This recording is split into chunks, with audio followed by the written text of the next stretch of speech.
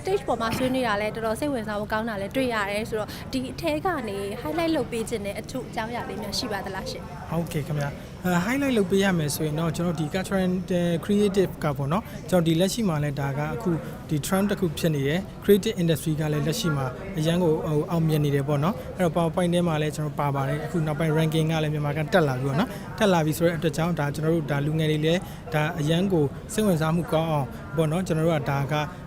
ဒီပွဲလေးကိုဖန်တီးပေးတာဖြစ်တယ်အဲ့တော့ဒီပွဲလေးမှာကျွန်တော်တို့အဓိကပြောချင်တဲ့အကြောင်းကတော့ဒီ creative အပိုင်းကသွားတာလေသွားတာပေါ့နော်သွားတဲ့အချိန်မှာသူနဲ့အတူရှင်တွဲနေတဲ့ကျွန်တော်မူပိုင်ခွင့်ပေါ့နော် IP right တွေကိုလည်းကျွန်တော်တို့ကဒါကိုတန်ဖိုးထားဖို့လိုတယ်ပေါ့နော်အဲ့တော့ကိုကဖန်တီးတယ်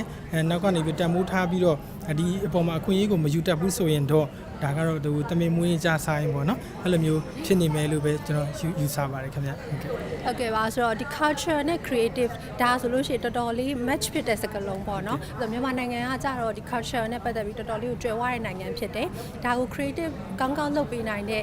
ဒါလူငယ်တွေနဲ့တကယ်ဥဆောင်နိုင်တဲ့သူရှိလို့ရှိရင်တကယ်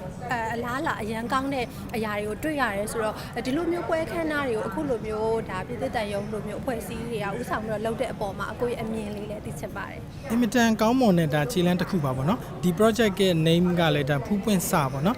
ကျွန်တော်တို့ဖူးပွင့်လာပြီးအစလေးပြိုးလာပြီပေါ့နော်နောက်ကြလို့ရှိရင်လည်းကျွန်တော်ဒီထက်အရန်ကိုကောင်းမွန်တဲ့ဒါ strategy တွေနဲ့သူတို့ဘက်ကလည်းပံ့ပိုးပေးမယ်လို့လည်းဒါသူတို့ commitment လုပ်ထားတယ်ပေါ့နော်အဲ့တော့ကျွန်တော်တို့ဘက်ကလည်းဒါကနောက်ပိုင်းမှာကျွန်တော် IP ဘိုင်းကိုပေါ့နော်ပါဝင်ဖြစ်ဆွတ်သွားဖို့လည်းကျွန်တော်ပြောထားပါတယ်ပြောထားတော့ကျွန်တော်နောက်ပိုင်းမှာကျွန်တော် creative အပိုင်းကိုသွားတယ်အဲ့အတွက်လည်းသူတို့သင်တန်းတွေအများကြီးပေးမယ်လို့ပြောပါတယ်အဲ့အတွက်ကြောင့်ဒီသင်တန်းမှာဒီ creative တွေလုပ်ထားတဲ့အပေါ်မှာဖြစ်လာတဲ့ဒီကျွန်တော်တို့ဒီဖန်တီးမှုတွေအပေါ်မှာ IP တွေနဲ့ဘယ်လိုကာကွယ်သွားမလဲဆိုတဲ့ဟာကျွန်တော်တို့ပေါင်းဆက်ပြီးတော့ဒီ program ကိုဆက်ပြီးတော့လုပ်သွားမှာပါခင်ဗျဟုတ်ကဲ့